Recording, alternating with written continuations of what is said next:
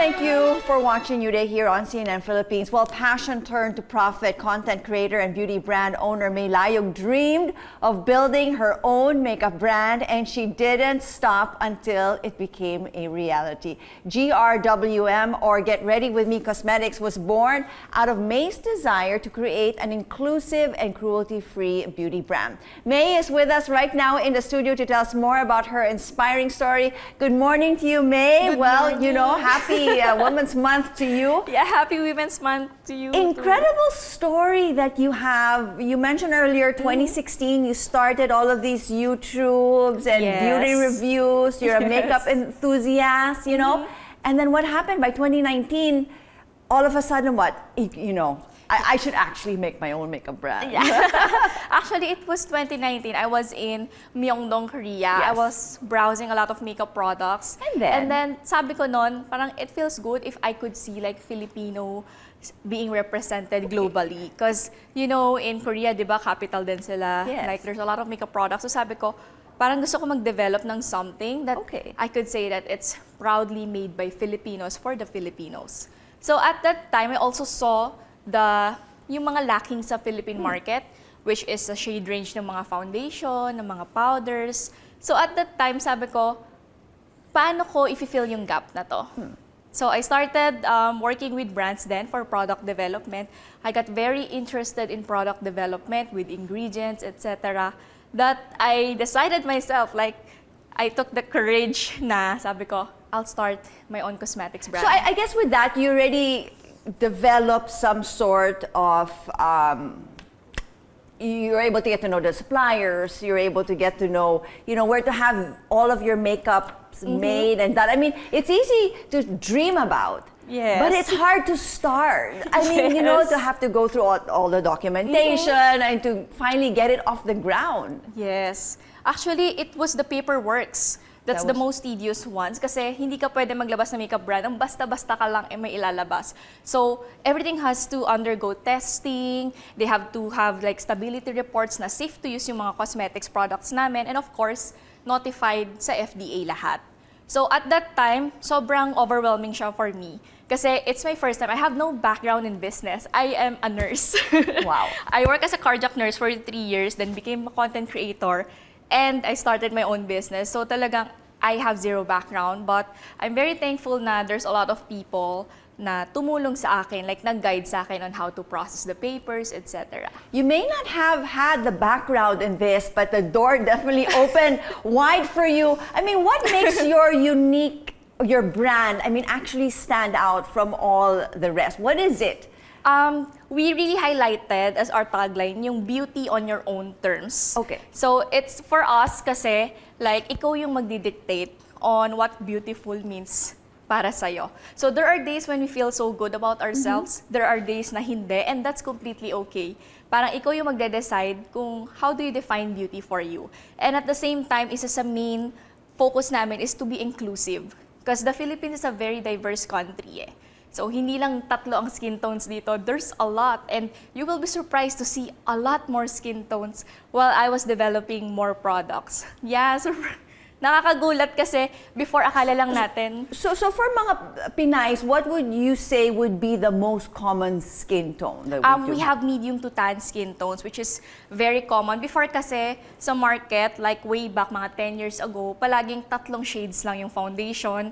And swerte ka na kung meron kang shade dun sa 3 na yon. So at that time, sabi ko, this is what's lacking in the Philippine market. And ang daming Filipina. Because we always get the ones from abroad. And they're either like too white or too pink. Too pink, yes.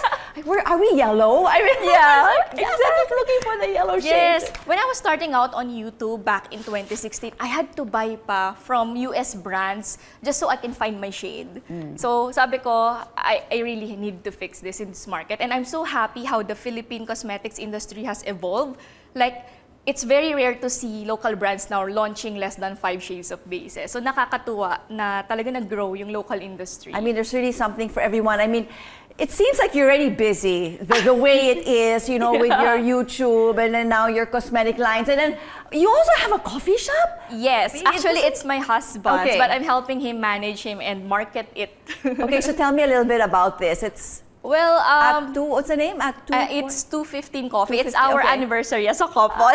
Okay, interesting. Okay. So at that time kasi, we franchise a milk tea business. But due to pandemic, saktong-sakto yung hit ng pandemic, yung business, we had to close it down. So it was 2 a.m. in the morning. And then I feel so bad about my husband, about what happened. Sabi ko, ginising ko siya, let's put up a coffee shop. Like, Ikaw let's put talaga the risk. honey, let's do this, let's do this. Like, it was a very big risk. Para kasing last savings na namin yon. Pero kasi sabi ko, parang, I think we can do this. Like, nagkaya natin gawin to. So, we decided to put up the 2:15 Coffee and now we're expanding to a bigger branch. Did you have to learn also? I mean, Yes. all of these things like how to make coffee, how to brew, Yes. and then the right beans to use. And all. Yes. My husband and I underwent trainings about coffee and actually we're attending a lot of coffee conventions as well.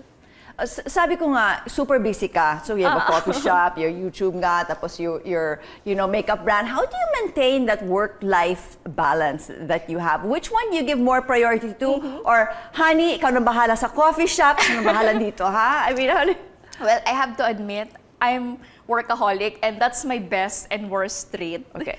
But yun nga, ever since my husband called me out and he told me, like, frankly, he said, you're working too much. You have no time for us. So that's like a wake-up call for me. Sabi ko, okay, I'm sorry.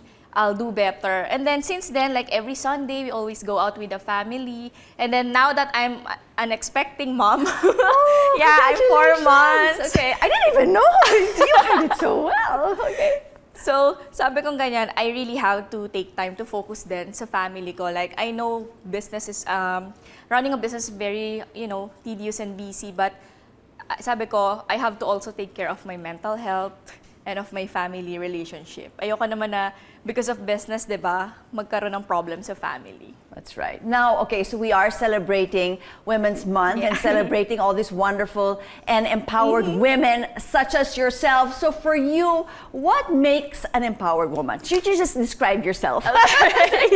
You've done so Very much. miss you question. Thank you for that answer, that question. For me, I am a visionary.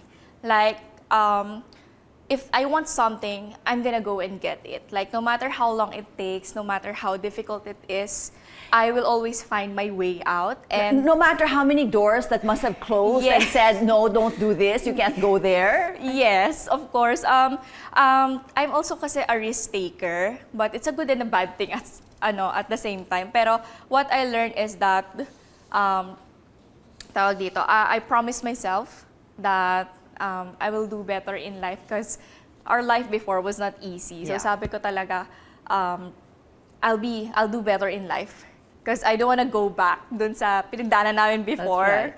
So ayun, and also isa din na naisip ko is that to be empowered, dapat marunong ka rin tumanggap when you commit mistakes. You have to be accountable for your actions. And I always tell myself that when it's getting hard, I always tell myself, you've got this, May. Yes. Yeah, that was our first tagline actually with the Get Ready With Me kasi it was so hard.